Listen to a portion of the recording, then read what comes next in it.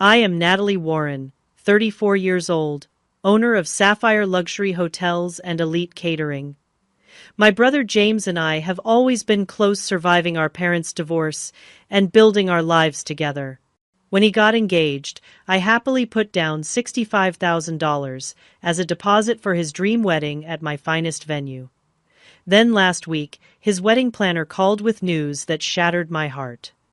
If you are watching this, drop a comment letting me know where you are from. Hit that like and subscribe button and stay for a wedding disaster that taught me the true meaning of family and self-respect. James and I grew up in a modest neighborhood in Boston. He was only 2 years older than me, but he always took his role as big brother seriously. I remember how he would walk me to school every day, holding my hand at crosswalks and making sure the other kids never bullied me. We had that special sibling bond that some people never experience in their lifetime. Our childhood took a sharp turn when our parents divorced. I was 12 and James was 14. The split was messy, full of late-night arguments and slammed doors.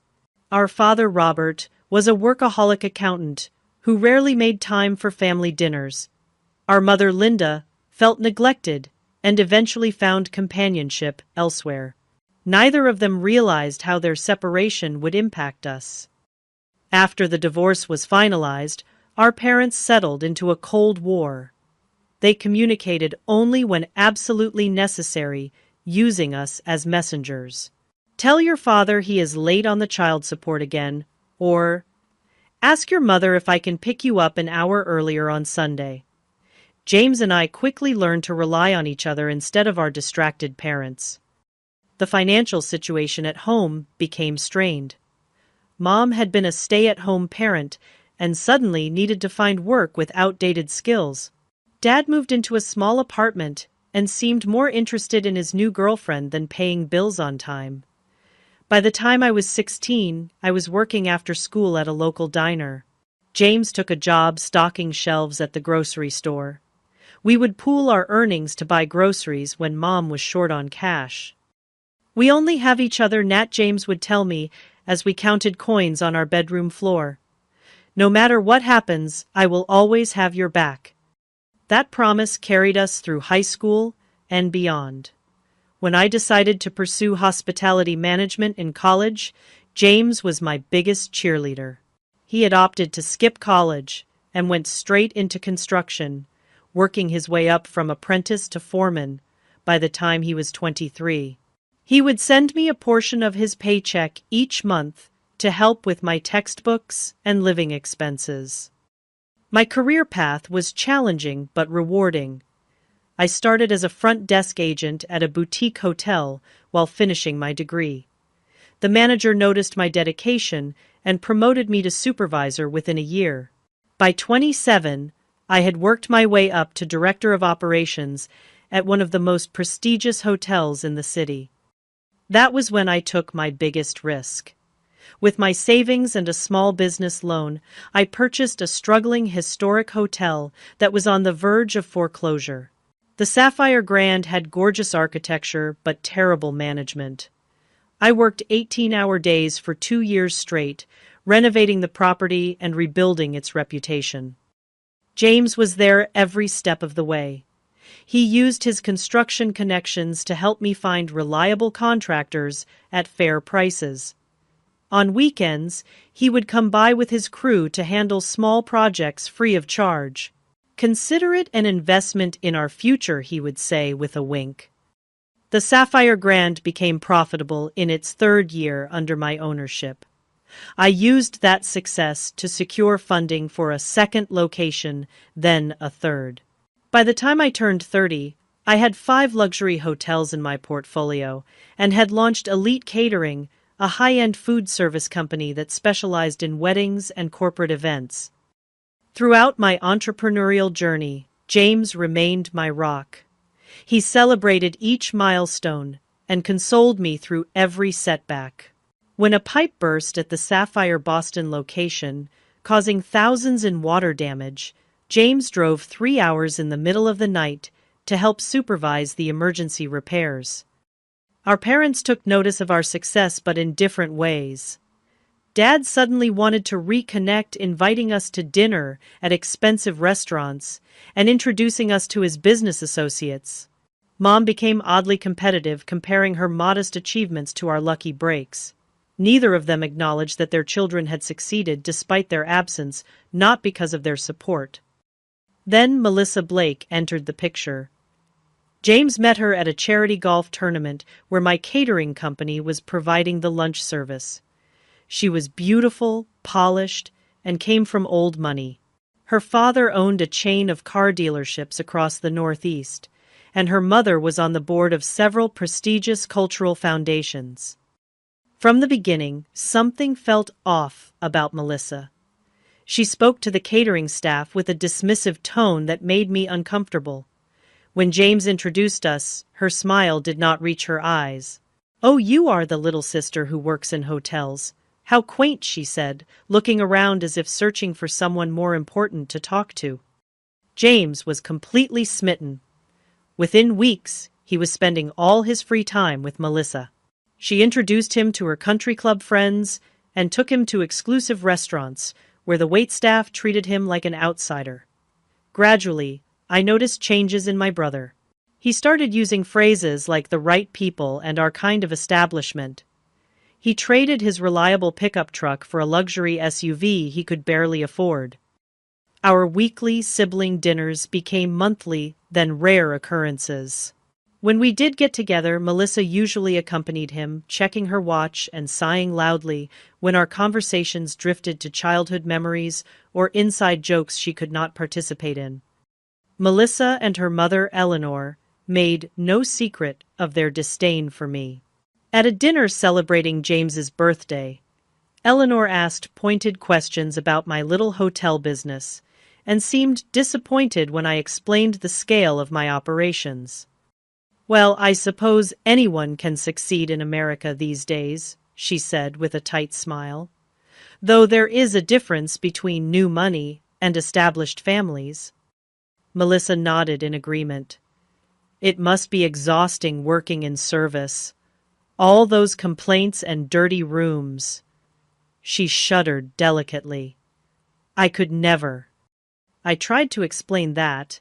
As the owner, I rarely cleaned rooms myself anymore, but James interrupted. "Natalie has always been a hard worker," he said, as if apologizing for my character trait. "She will probably sell the business once she settles down and starts a family." The comment stung. James knew how passionate I was about my career. I had never expressed any desire to settle down or sell my companies. In that moment, I realized how far he had drifted from the brother who once knew me better than anyone. Despite the growing distance, I still loved James fiercely. I told myself that his behavior was a phase, that he was just trying to fit into Melissa's world. Surely the brother who had held my hand at crosswalks was still in there somewhere. On a crisp autumn evening, James called me with excitement in his voice. She said, "Yes, Nat." Melissa agreed to marry me. His happiness was contagious, and I found myself genuinely thrilled for him, despite my reservations about his fiancée. "That is wonderful news, James. Tell me everything. How did you propose?" I curled up on my sofa, ready to hear the romantic details. James launched into the story of his elaborate proposal at the Blake family's summer home in the Hamptons. He had arranged for a private chef string quartet and thousands of rose petals scattered across the beach. The ring was a 4-carat diamond that had cost him nearly 6 months of savings. "It sounds perfect," I said, ignoring the knot in my stomach. The extravagance seemed unlike the practical brother I had grown up with. "Have you set a date yet?" "Melissa wants a June wedding. Her mother says the best venues book up a year in advance, so we need to start planning immediately." He paused. "There is just one problem. The places Eleanor suggested are either already booked or way beyond our budget." I could hear the stress in his voice. James made a good living as a construction manager, but the Blakes lived in a different financial stratosphere. I knew he was worried about measuring up to their expectations. "What about the Sapphire Grand?" I suggested. "The ballroom can hold 300 guests, and the gardens would be beautiful for a June ceremony." There was silence on the other end of the line. "I do not know, Nat. Melissa has her heart set on the Rosewood or the Peninsula." The Sapphire Grand was just rated above both in Luxury Travel magazine, I pointed out.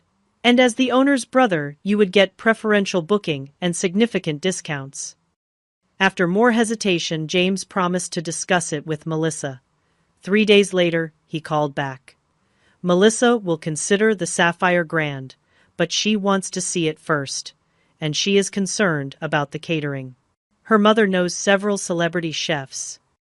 Tell her Elite Catering can create any menu she desires," I said, trying to keep the irritation from my voice. "We have 2 Michelin-trained chefs on staff."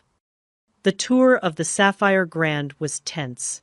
Melissa and Eleanor walked through the grand ballroom with critical eyes, whispering to each other and taking notes. My hotel manager, Anthony, presented our most luxurious wedding package while I showed them the bridal suite with its panoramic city views.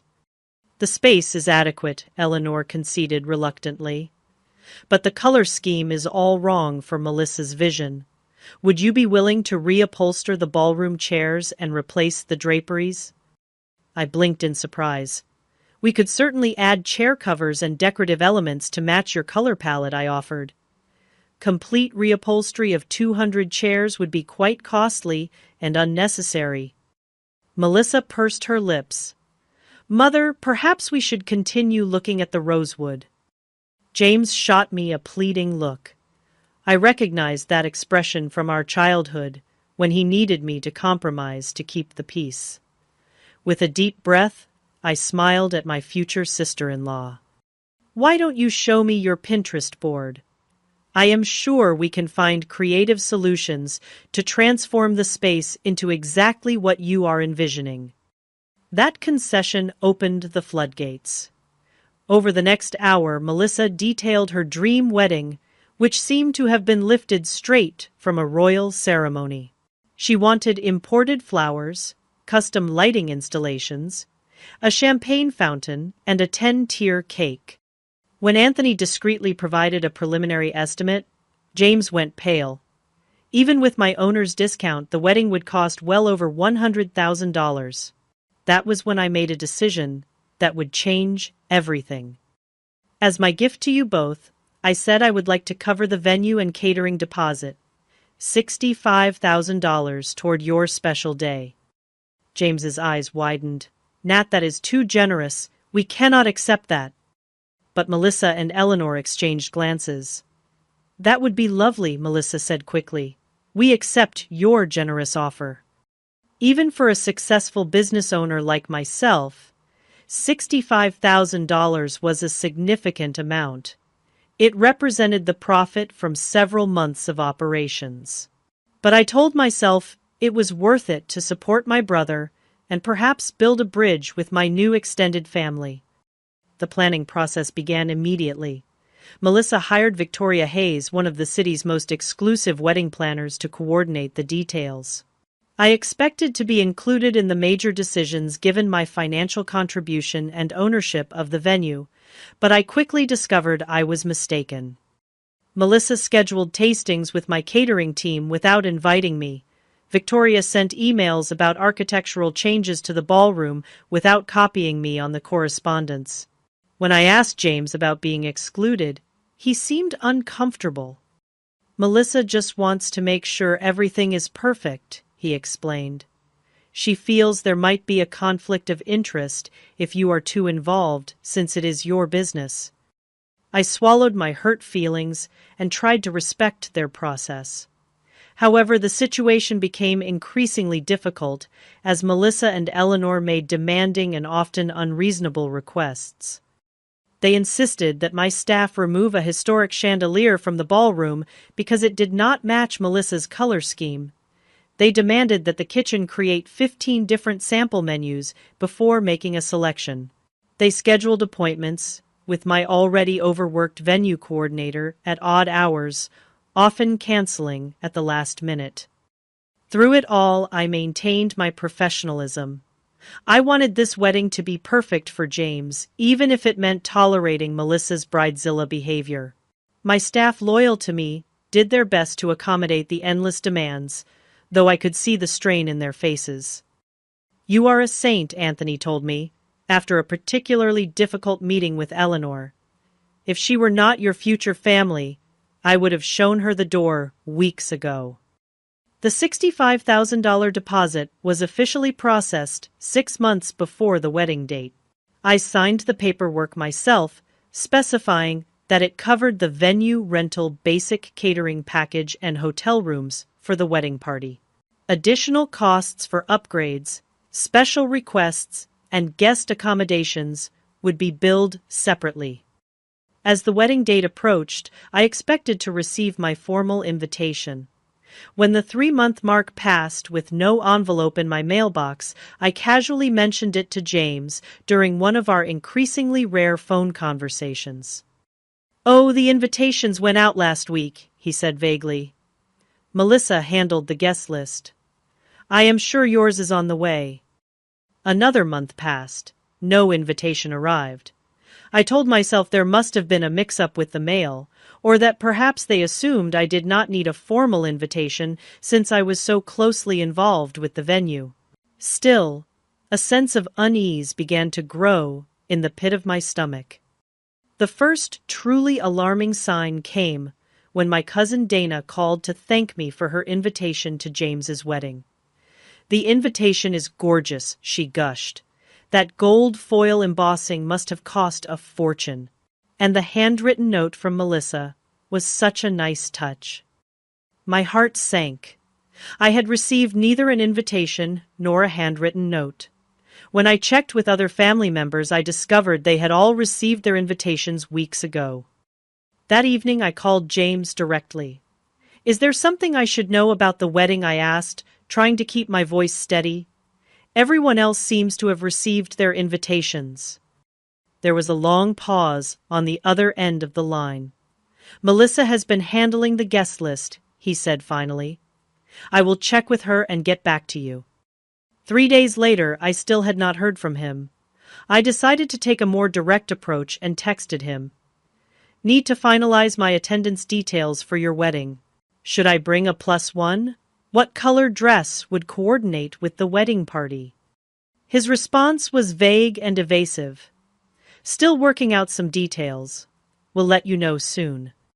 Around the same time, I noticed other concerning patterns. The bridal shower had apparently happened the previous weekend, but I had not been invited. Photos appeared on social media showing James, Melissa, and both families at what looked like an engagement photo shoot in the botanical gardens. Again, I had not been included or even informed. During a routine check-in with my hotel staff about the wedding arrangements, I learned that Melissa had requested a meeting to review the seating chart for the reception. Curious, I asked to see a copy. My name was nowhere to be found. "There must be a mistake," I told my events coordinator. "I am the groom's sister." She looked uncomfortable. Miss Blake was very specific about the seating arrangements. She personally reviewed each name multiple times. The situation came to a head when our parents organized a family dinner 1 month before the wedding. It was the first time in years that both my mother and father would be in the same room, a testament to the significance of James's marriage. The dinner was held at an upscale restaurant downtown, with James, Melissa, both sets of parents, and me in attendance. From the moment we sat down, the tension was palpable. Melissa kept whispering to her mother and shooting glances in my direction. When the conversation turned to wedding details, they spoke in vague terms, changing the subject whenever I asked specific questions. During the main course, Eleanor made a comment that sent a chill down my spine. "It is so important to have the right atmosphere at a wedding," she said, swirling her wine glass. "The proper guests, the right connections. A wedding is not just a celebration, It is a statement about your place in society. Melissa nodded in agreement. Some people simply do not understand the social implications of a high-profile event, she added, looking directly at me. Running hotels is one thing, but appreciating true elegance is quite another. My father, never particularly perceptive about social dynamics, laughed uncomfortably. Natalie understands elegance just fine. Her hotels are top-rated in the luxury category. Eleanor's smile did not reach her eyes. Yes, but there is a difference between serving the elite and being one of them, is there not? The implication was clear. In their eyes, I was the help, not a social equal. I looked at James, expecting him to defend me, but he was studying his plate, intently avoiding eye contact. My mother, perhaps sensing my distress, attempted to change the subject. Natalie has been so generous with her contribution to the wedding. The venue looks absolutely stunning. Melissa's response was swift and cutting. Yes, the financial arrangement has been helpful, though we have had to make substantial upgrades to bring the space up to standard. I felt as if I had been slapped. My flagship hotel, the jewel of my business empire, was being described as substandard by a woman who had never worked a day in her life. The Sapphire Grand is a 5-star establishment, I said evenly. We host diplomats, celebrities, and yes, society weddings on a regular basis. Of course you do, dear Eleanor, patted my hand condescendingly. And we appreciate your establishment's effort to accommodate our vision. After dinner, I tried to speak with James privately, but Melissa intercepted us. James, darling, we need to discuss the rehearsal dinner with Daddy, she said, pulling him away. The look she gave me was triumphant, almost smug. Later that week, I received a disturbing message from a friend who worked at the country club where Melissa was a member. She had overheard Melissa laughing with her bridesmaids about the hotel girl who thought she was invited to the wedding. She actually thinks she will be sitting at the family table, Melissa had reportedly said. As if we would want someone like her front and center in the photos. But we need to keep her happy until the big day, since she controls the venue. Another bridesmaid had asked, "What about the money she contributed?" $65,000 is a lot to take without including her. Melissa's response chilled me. That money is already spent. What is she going to do, ask for it back? Besides, James says she is loaded. She will get over it. I confronted James that evening, calling him and demanding answers. Am I invited to your wedding or not? I asked bluntly. Because from what I am hearing, Melissa has other ideas. James sighed heavily. Nat, it is complicated. Melissa and her mother have very specific ideas about the guest list. They are concerned about maintaining a certain atmosphere.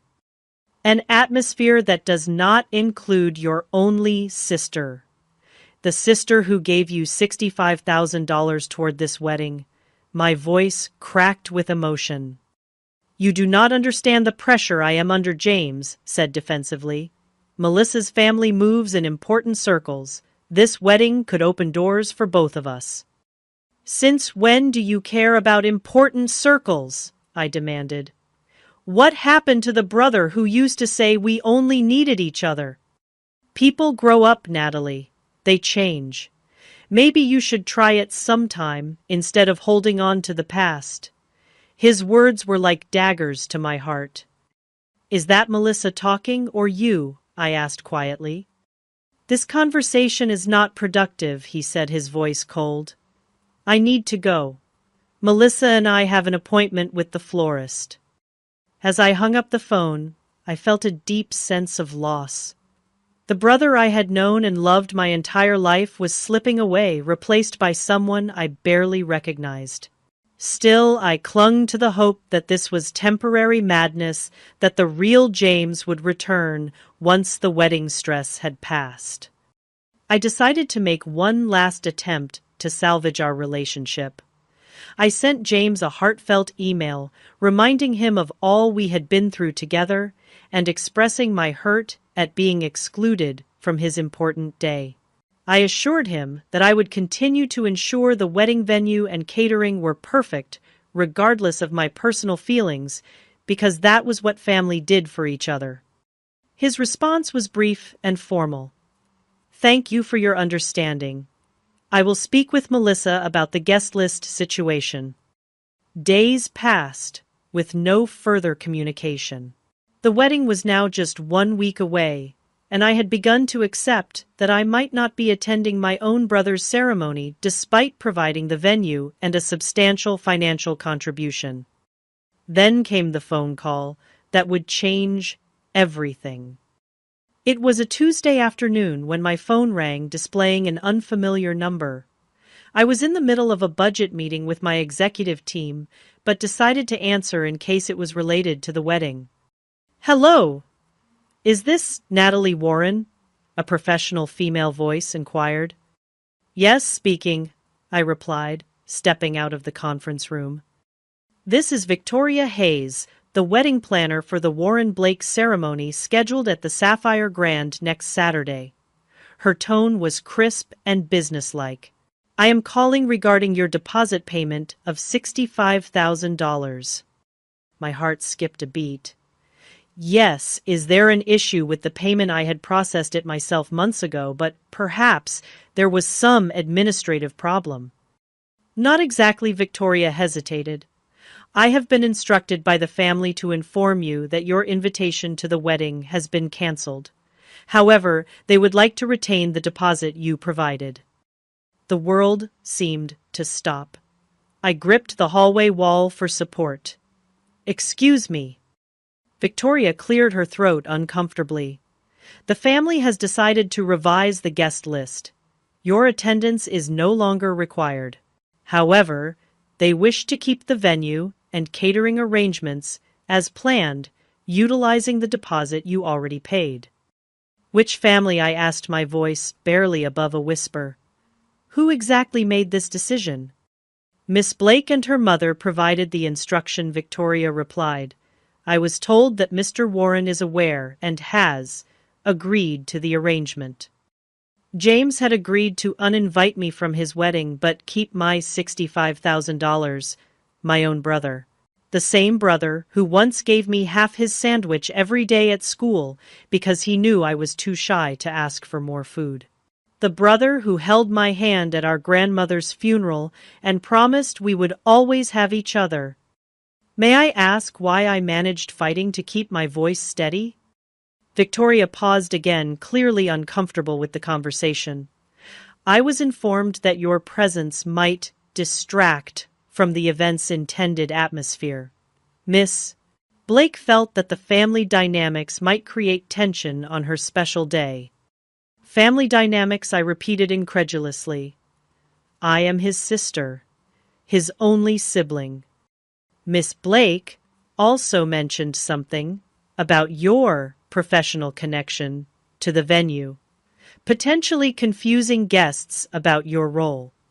Victoria sounded like she was reading from a script. She specifically mentioned concerns about you being perceived as staff rather than family given your ownership of the establishment. The cruelty of the statement knocked the wind out of me. After years of hard work building my business from nothing, my success was being used against me. I was too associated with service industry work to be worthy of attending my brother's wedding. Did James say this? I asked, needing to know if these were his words or Melissa's. I have not spoken directly with Mr. Warren about this matter, Victoria admitted. The instruction came from Miss Blake, but she assured me that Mr. Warren was in agreement.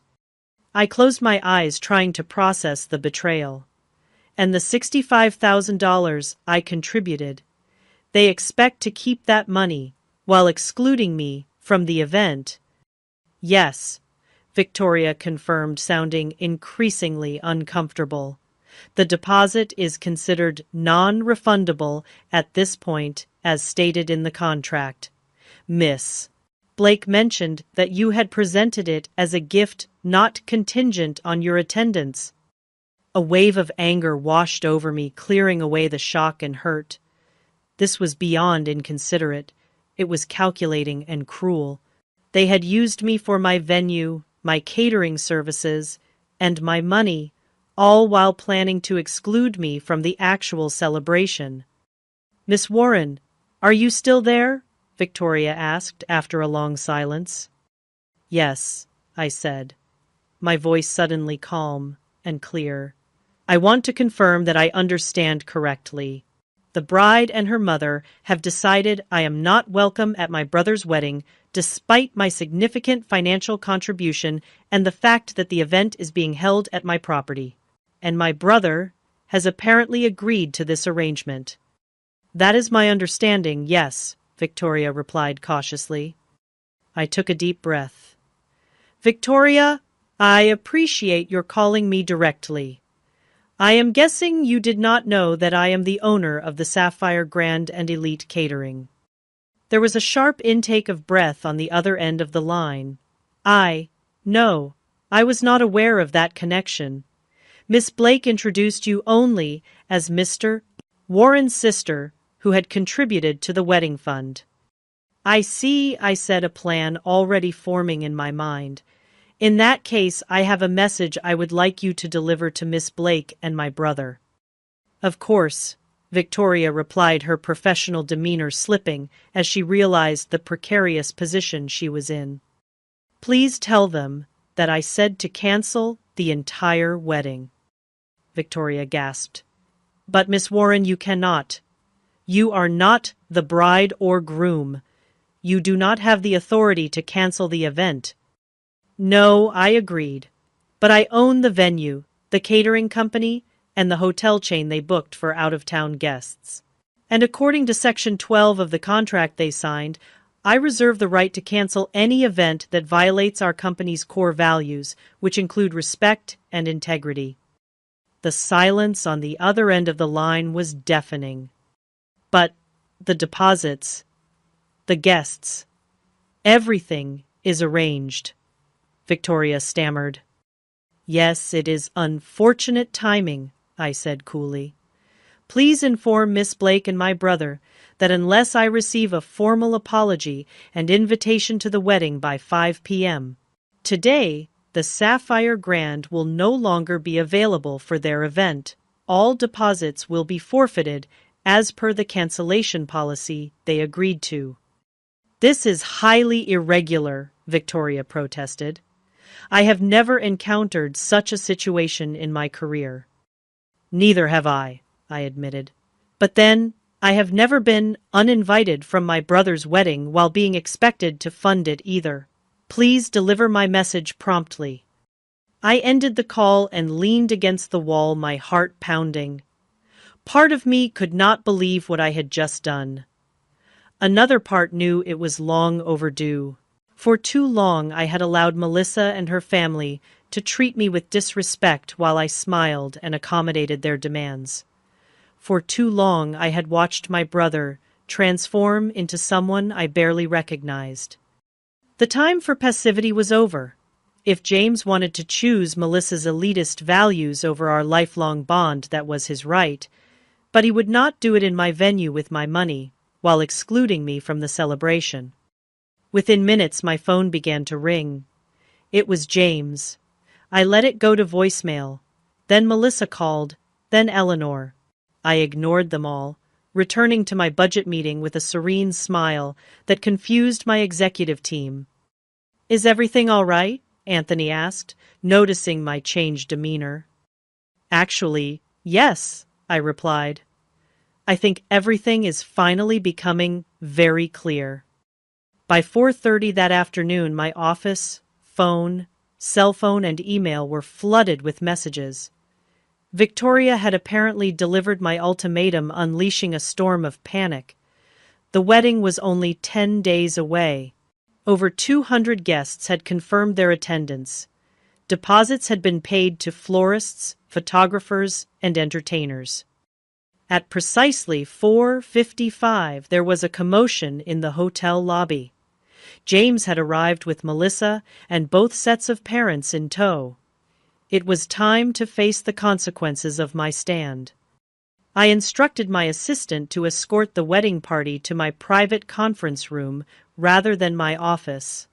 This was no longer a family matter, but a business dispute, and I wanted the setting to reflect that distinction. When I entered the room 5 minutes later, the tension was palpable. Melissa was red-faced and teary, clutching her mother's hand.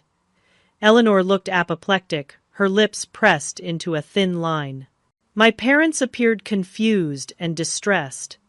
And James, my beloved brother, looked like a stranger, his face a mask of anger and embarrassment. "What the hell do you think you are doing?" he demanded, as soon as I closed the door behind me. I remained standing, hands clasped in front of me.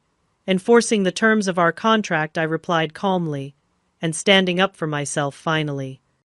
Melissa's father, Howard Blake, stepped forward. He was a large man, accustomed to intimidating others with his physical presence. "This is outrageous. We have a binding agreement. You cannot simply cancel a wedding with 10 days' notice." I met his gaze steadily. "Actually, I can. Section 12 of the venue contract clearly states that the Sapphire Grand reserves the right to cancel any event that violates our ethical standards or poses a reputational risk to our establishment." "Ethical standards," Eleanor scoffed. "What nonsense is this? Attempting to exclude the venue owner from an event while retaining her financial contribution constitutes fraud," I stated. "That violates both ethical standards and potentially the law." "We did not exclude you, Melissa," protested, tears streaming down her face. "We simply revised the guest list." "By removing only me," I pointed out.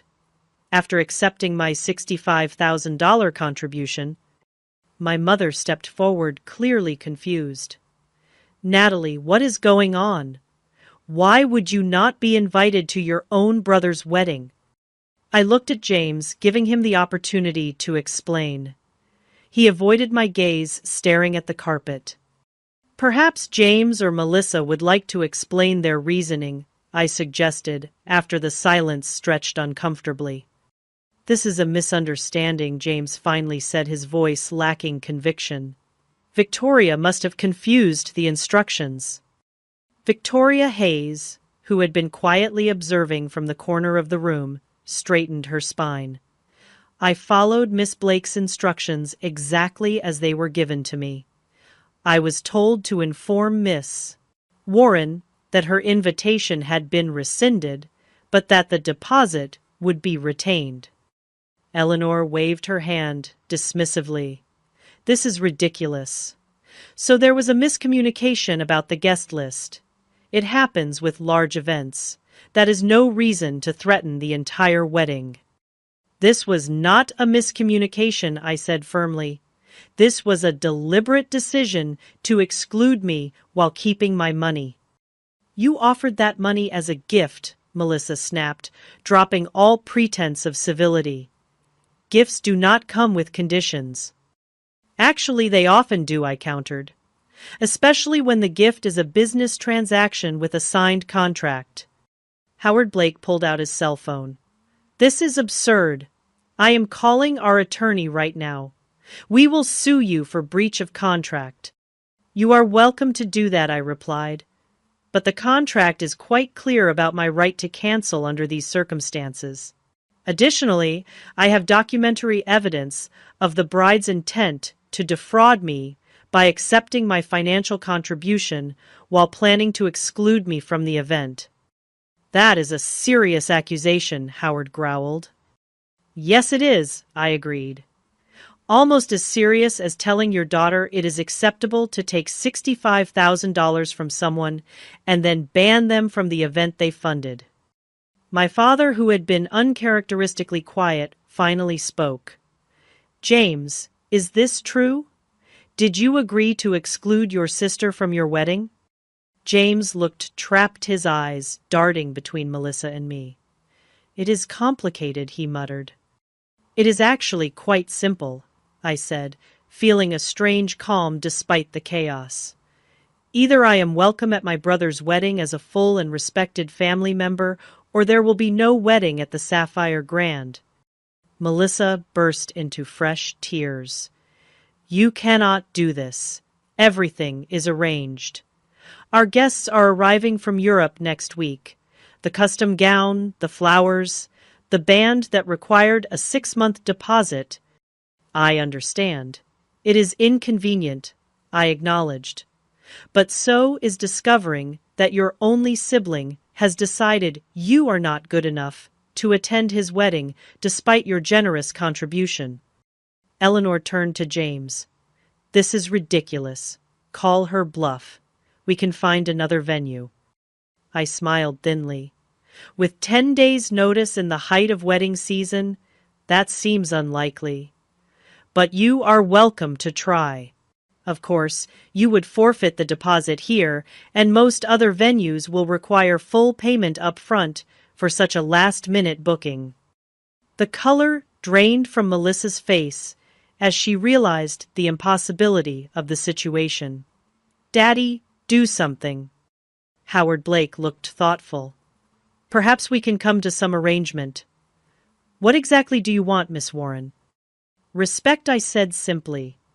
A sincere apology and acknowledgement that what you planned to do was wrong, and a guarantee that I will be treated as the family that I am at this event. This is extortion, Eleanor hissed. No, I corrected her. This is a boundary. I have spent months accommodating every demand, absorbing every slight, and financing a significant portion of this wedding. In return, I have been treated with contempt and ultimately excluded entirely. That ends today.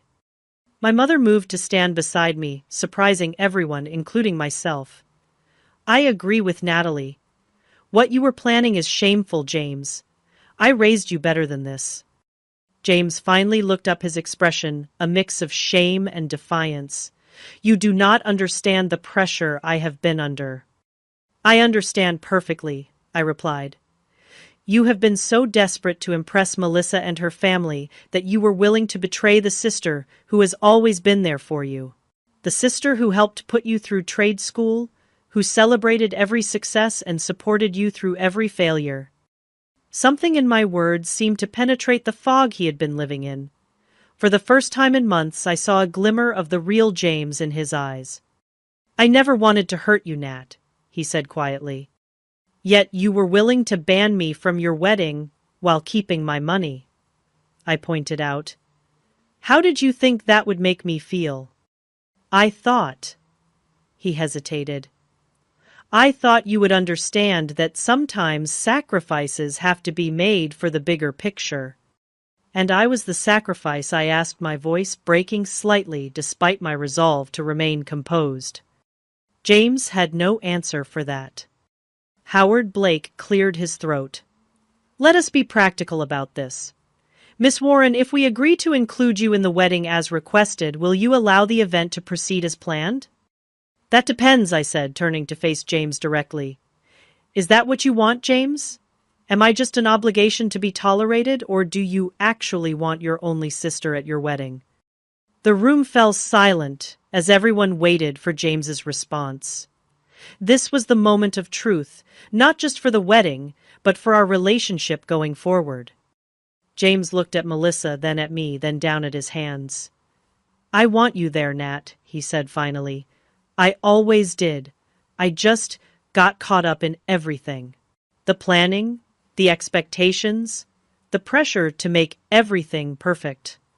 Perfect for whom, I asked softly. He had no answer for that either. Melissa stomped her foot in frustration. This is my wedding. I should decide who attends.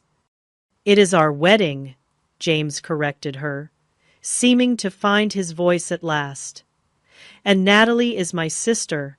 She should be there. She deserves to be there. The look Melissa gave him was venomous. After this stunt, you still want her there. She just threatened to ruin our entire wedding.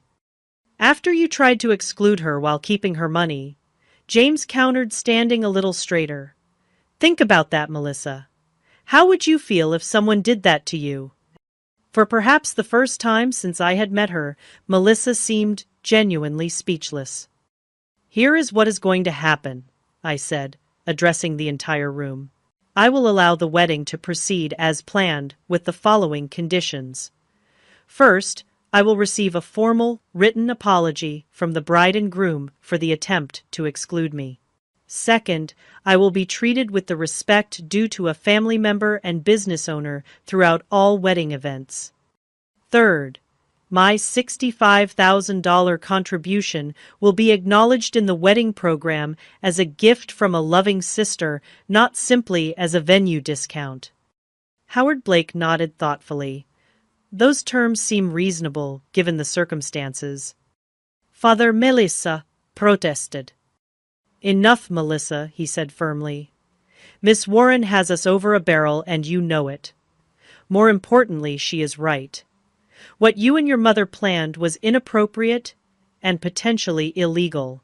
We are fortunate she is willing to work with us at all. Eleanor looked as if she had swallowed something sour, but remained silent. My parents exchanged glances, clearly processing the family drama they had walked into. Do we have an agreement? I asked, looking directly at James. After a moment's hesitation, he nodded. Yes. And Nat, I am sorry. I should have never let things get this far. It was a start, but I knew we had a long way to go to rebuild the trust that had been broken. Still, for the first time in months, I felt like I might eventually get my brother back. Then, the wedding will proceed as scheduled, I said, opening the conference room door to signal that our meeting was concluded. Victoria will coordinate with my staff on the final details. As the group filed out, James lingered behind. When we were alone, he turned to me with tears in his eyes. I really am sorry, Nat. I do not know who I have become these past few months. Neither do I said honestly. But I hope you figure it out before you say, I do. Marriage is hard enough when you are being true to yourself. He nodded slowly, seeming to really hear me for the first time in months. Thank you for not giving up on me, even when I deserved it. That is what family does, I replied. The real kind, not the kind that only values status and appearances. As he left to join his waiting fiancée, I wondered whether the wedding would actually take place. And if it did, what kind of marriage would follow, only time would tell. The days leading up to the wedding were tense but productive. True to my word, I ensured that every detail of the venue and catering was perfect. My staff, who had heard rumors of the confrontation, worked with renewed enthusiasm, proud that I had stood up for myself. Victoria Hayes proved to be surprisingly diplomatic once the initial shock had worn off. She had clearly gained a new respect for me after learning about my ownership of the Sapphire properties and witnessing my handling of the situation. I must apologize for my part in this mess, she told me as we reviewed the final seating chart. Had I known who you were from the beginning, I would have never agreed to make that call. You were doing your job based on the information you had, I assured her. Though in the future, you might want to question clients who ask you to exclude immediate family members while keeping their money. Victoria winced. Lesson learned, believe me. As promised, I received a formal written apology from James and Melissa. James's portion seemed heartfelt and genuinely remorseful. Melissa's contribution was stiff and clearly coached by her father's legal team, but it met the technical requirements of our agreement. The rehearsal dinner held 2 nights before the wedding was my first real test. As I entered the restaurant's private dining room, conversations hushed and all eyes turned to me. I held my head high, wearing a designer dress that struck the perfect balance between elegant and confident. James immediately came to greet me, kissing my cheek and leading me to a seat of honor near the head table. Melissa remained seated, offering only a tight smile that did not reach her eyes. Eleanor Blake made a point of avoiding me entirely, while Howard surprised me by approaching with an unexpected olive branch. Miss Warren, he said, extending his hand, I want to personally apologize for the unpleasantness earlier this week. In business, I have always valued directness and integrity. You displayed both, and I respect that. I accepted his handshake. Thank you, Mr. Blake. I appreciate your understanding. Howard, please, he insisted. We are about to be family, after all. Throughout the evening, I noticed James watching Melissa with an increasingly thoughtful expression. She was in full bride mode, accepting compliments and directing conversations with practiced charm. But whenever the attention was elsewhere, her smile would slip and she would whisper sharp instructions to the waitstaff or shoot irritated glances at guests who failed to follow her conversational lead. After dinner, James found me on the restaurant's terrace, where I had stepped out for a moment of peace. You look beautiful tonight, Nat, he said, joining me at the railing. Thank you. It is a lovely evening. He nodded, staring out at the city lights. Do you remember when we used to sit on the fire escape of Mom's apartment and plan our futures? I smiled at the memory. You were going to build skyscrapers, and I was going to own a small bed and breakfast with a garden. Life turned out differently than we expected, he mused. Better in some ways, I said, though I still might get that garden someday. We stood in comfortable silence for a moment, the first we had shared in months. I keep thinking about what you said, James finally admitted. About being true to myself. I waited, giving him space to continue. I do not know if I am, he said softly. Everything happened so fast with Melissa. She was beautiful, sophisticated, connected. Dating her felt like being admitted to an exclusive club I never knew existed. And now? I prompted gently. He sighed heavily. Now I am standing on a terrace with my sister, hiding from my own rehearsal dinner, wondering if I am making the biggest mistake of my life. My heart ached for him, but I knew this was his decision to make. Cold feet are normal before a wedding. This feels like more than cold feet, he confessed. The way she and her mother treated you, it opened my eyes to things I have been ignoring. The way she speaks to servers when she thinks no one important is watching. The comments she makes about my friends from the construction company. The constant pressure to improve myself by changing everything about who I am. Those are valid concerns, I acknowledged carefully. But the wedding is in 2 days, he continued, running a hand through his hair. Everything is paid for. Guests are arriving from all over. Canceling now would be a disaster. More of a disaster than a divorce in a year, or 5 years, or 10 years with children involved, I asked softly. Before he could respond, Melissa's voice rang out from the doorway. There you are, everyone is asking where you disappeared to. The mask slipped back into place as James turned to his fiancée with a practiced smile. Just getting some air with Natalie. We will be right in. Melissa's eyes narrowed slightly as she looked between us. Do not be too long. The Harringtons are about to leave, and they came all the way from London. After she retreated inside, James gave me an apologetic look. I should go. Of course, I said, touching his arm gently. But James, whatever you decide, I will support you. That is what real family does. The day of the wedding arrived with perfect June weather. The Sapphire Grand had been transformed into a floral wonderland with white roses and orchids adorning every surface. The ballroom gleamed with candlelight and crystal exactly as Melissa had envisioned. As a family member, rather than just the venue owner, I was seated in the front row for the ceremony. Eleanor Blake made her displeasure known with pointed glares, but Howard nodded respectfully when our eyes met. The music began, and the procession started. James stood at the altar, looking handsome in his tuxedo, but noticeably tense. As the bridal march played, and Melissa appeared at the back of the hall on her father's arm, a collective gasp rose from the guests. She was undeniably stunning, in a custom gown that probably cost more than most people's cars. The ceremony proceeded according to plan until the minister reached the pivotal question: if anyone can show just cause why this couple cannot lawfully be joined together in matrimony, let them speak now or forever hold their peace. In the brief silence that followed, James looked directly at me. Our eyes locked, and I saw something shift in his expression.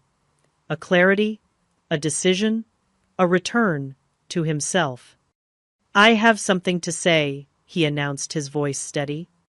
The crowd murmured in shock. Melissa froze beside him, her bouquet trembling in her grip. James the minister prompted uncertainly. "I cannot do this," James said loud enough for everyone to hear. "Not like this. Not when I am not being true to myself or to the values my sister and I were raised with." Gasps and whispers rippled through the audience. Melissa's face contorted with rage and embarrassment. "What are you doing?" she hissed. James turned to face her directly. "I am sorry, Melissa. You are beautiful and accomplished, and you will make someone very happy someday, but that someone is not me. I have been trying to become someone I am not to fit into your world, and in the process, I nearly lost the person who has always been there for me." He looked at me again, and I saw my brother, my real brother, in his eyes once more. "This wedding is cancelled," he announced to the stunned crowd. "I apologize for the inconvenience, and thank you all for coming." What followed was chaos. Melissa collapsed into her mother's arms, wailing dramatically. Eleanor shouted about lawsuits and ruined reputations. Howard Blake surprisingly remained calm, directing his attention to managing his wife and daughter's reactions rather than threatening James. My brother walked straight to me, took my hand, and led me out of the ballroom away from the uproar. In the quiet of my office, he finally broke down. "I cannot believe I just did that," he said, half laughing, half crying. "Did you see their faces?" "I did," I confirmed, handing him a glass of water. That was quite an exit. "I am going to pay for it financially and socially," he acknowledged. But the moment the minister asked that question, I knew I could not go through with it. All I could think about was how Melissa and her mother treated you, how they were willing to exclude you while taking your money. And I realized that if I married her, I would be endorsing that behavior. I would be becoming one of them. "What will you do now?" I asked. He shrugged, looking suddenly lighter despite the circumstances. "Go back to my apartment, return to work, start over. It will be embarrassing for a while, but at least I will be living authentically." I squeezed his hand. "I am proud of you, James. That took real courage." "I learned it from my little sister," he said with a warm smile. "The hotel girl who built an empire while staying true to herself." In the following days, James faced the fallout from his decision. The Blakes demanded repayment for their portion of the wedding expenses, which he agreed to handle over time. Some of Melissa's society friends spread unkind rumors about him, but his true friends stood by his side. As for me, I had my brother back, and that was worth more than any business deal or social connection. The Sapphire Grand suffered no lasting damage to its reputation. In fact, Victoria Hayes later told me that my handling of the situation had earned respect in professional circles. "Everyone knows the Blakes can be difficult clients," she confided. "The fact that you stood your ground while maintaining professionalism has only enhanced your standing." 1 month after the non-wedding, James and I resumed our tradition of Sunday brunches, something we had not done since Melissa entered the picture. As we shared pancakes and coffee, he looked more like himself than he had in years. "I got a call from Eleanor Blake yesterday," he mentioned casually. "She wanted to let me know that Melissa is dating a hedge fund manager now. Apparently, they met at a charity gala 2 weeks after our wedding was supposed to happen." "That was fast," I remarked. James laughed. "I am not surprised. I think I was always more of an accessory than a partner to her. The successful contractor with the rugged good looks who could be molded into an acceptable society husband. And now? Now I am dating someone new too, he admitted with a sheepish smile. Remember Sarah from the city planning office? We always got along when I was submitting permits. She called to check on me after hearing about the wedding, and we ended up talking for hours. Sarah is wonderful, I said sincerely. Smart, kind, and she values you for who you actually are. That makes all the difference, James agreed. She wants to meet you properly, by the way. I told her all about my amazing sister who saved me from making the biggest mistake of my life. I would love that, I said, feeling a warmth that had nothing to do with the summer sunshine streaming through the window. The wounds caused by Melissa and her family would take time to fully heal, but James and I were rebuilding our bond stronger and wiser than before. Sometimes it takes nearly losing someone to realize how valuable they truly are. 6 months after the wedding that never was, I sat in my office at the Sapphire Grand, reviewing the quarterly financial reports. The hotel chain was thriving with bookings at an all-time high, and a waiting list for elite catering that stretched into the next year. A knock at the door interrupted my concentration. It was Anthony, my hotel manager, with a strange expression on his face. "Melissa Blake is in the lobby," he announced. "She is asking to speak with you." I set down my pen in surprise. "Melissa, did she say what this is about?" "No, but she seems different. Less imperial, if you know what I mean." Curiosity got the better of me. "Send her up." When Melissa entered my office, I barely recognized her. Gone was the perfectly coiffed society princess with designer clothes and flawless makeup. This Melissa wore simple jeans, a sweater, and minimal cosmetics. Her hair was pulled back in a casual ponytail. "Thank you for seeing me," she said, her voice lacking the entitled edge I remembered. "I know this must be unexpected." "Please have a seat," I offered, gesturing to the chair across from my desk. "What can I do for you?" Melissa sat down, folding her hands nervously in her lap. "I came to apologize. Properly this time, not with some lawyer-drafted statement." I raised an eyebrow, but remained silent, waiting for her to continue. "What I did to you was inexcusable," she admitted. "Trying to exclude you from James's wedding while keeping your money was not just rude, it was cruel and potentially criminal. I was so caught up in creating the perfect society wedding that I lost sight of basic human decency."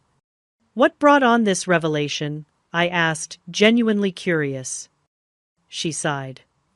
"After James left me at the altar, I was angry and humiliated. I blamed everyone but myself. I quickly started dating Curtis, a hedge fund manager. My mother introduced me to thinking I could just replace James and move on." "I heard about that," I acknowledged. "Curtis proposed after just 6 weeks," Melissa continued. "My mother was thrilled his family has even more money than we do. But then I overheard him talking to his friends about me." Her voice cracked slightly. "He said I was high maintenance but good arm candy for client meetings. He said he could train me to be the perfect corporate wife."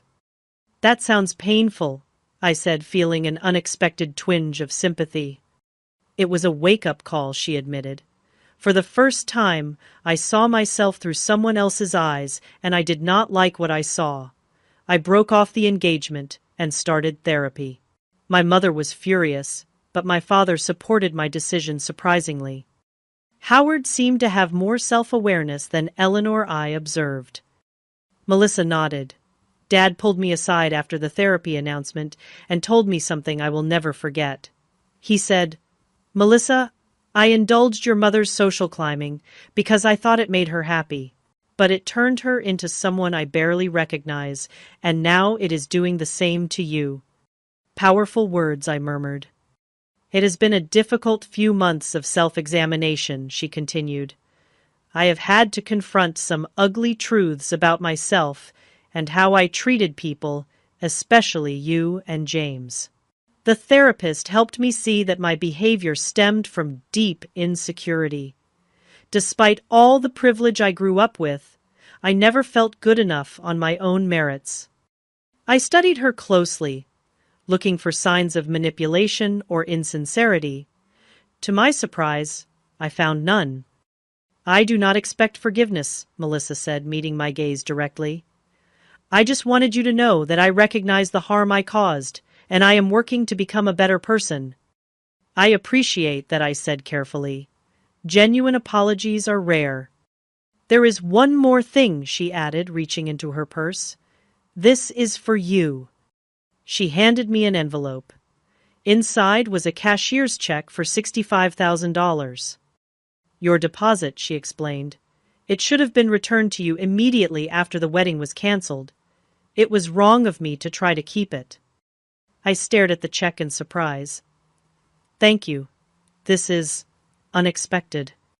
"It is the right thing to do," she said, simply standing to leave. "That is all I wanted to say. Thank you for seeing me."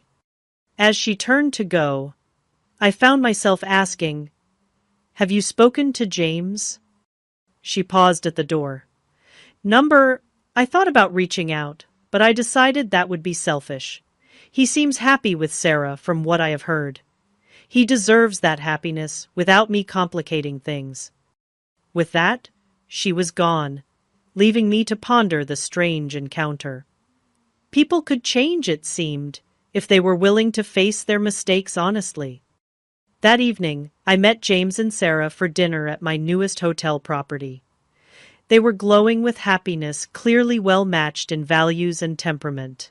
Sarah was warm, intelligent, and treated the waitstaff with genuine kindness, something I noticed immediately. "You will never guess who came to see me today," I told James over dessert. When I recounted Melissa's visit and apology, his eyes widened in disbelief.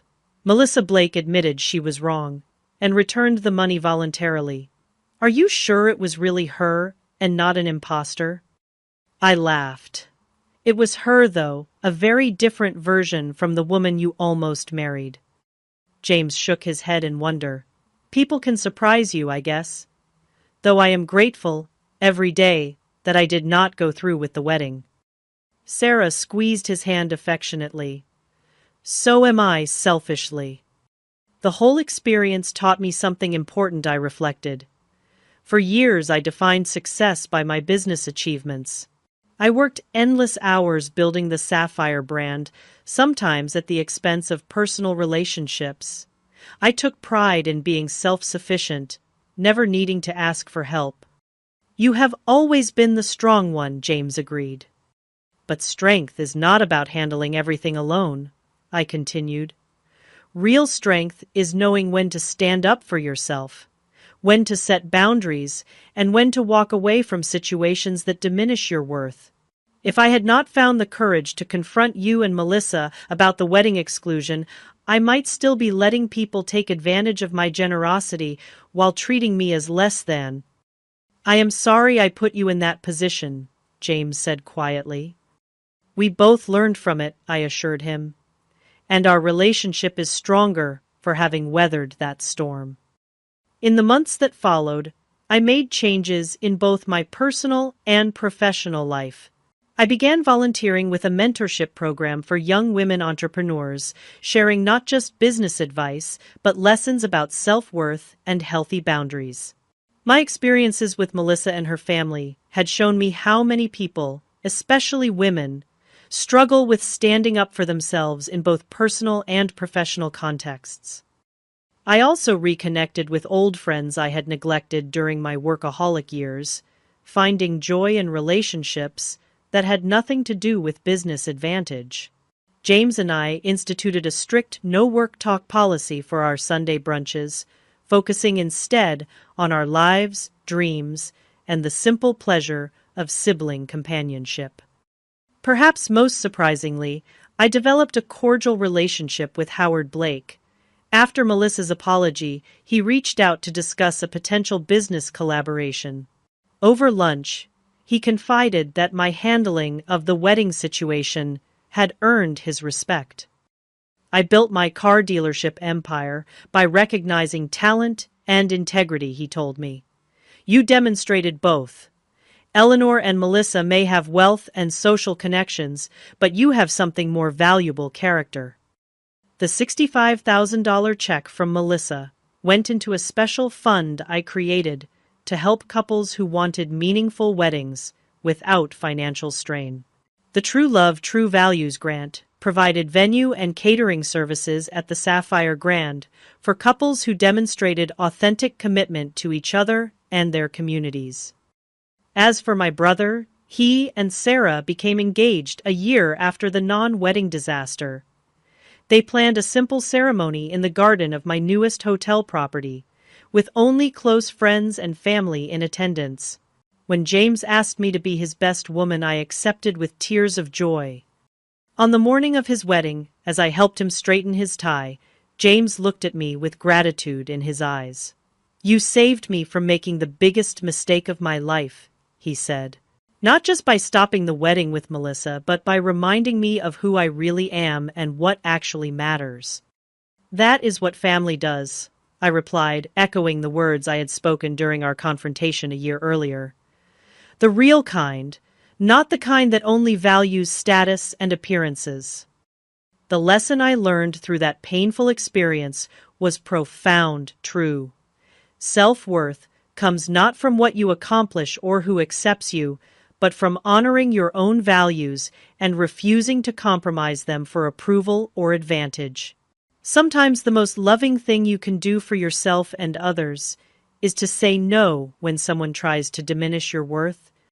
The path to healing began with that difficult stand, continued through rebuilding authentic connections, and led to a life richer in meaning than I could have imagined. By refusing to accept disrespect, I had not only preserved my dignity, but helped others, including Melissa, confront important truths about themselves. Life offers many tests of character. The wedding that never happened became one of mine, revealing strengths I did not know I possessed, and values I would never again compromise. In standing up for myself, I discovered that self-respect is the foundation upon which all meaningful relationships must be built. You cannot control how others treat you, but you always have the power to decide what treatment you will accept. Sometimes saying no is the first step toward saying yes to the life you truly deserve. Have you ever had to stand up for yourself when someone tried to take advantage of your generosity? Share your story in the comments below. And if this resonated with you, please hit the like button, subscribe to hear more life lessons, and share with someone who might need this reminder of their own worth. Thank you for listening to my story. And remember, your value is not determined by those who fail to see it.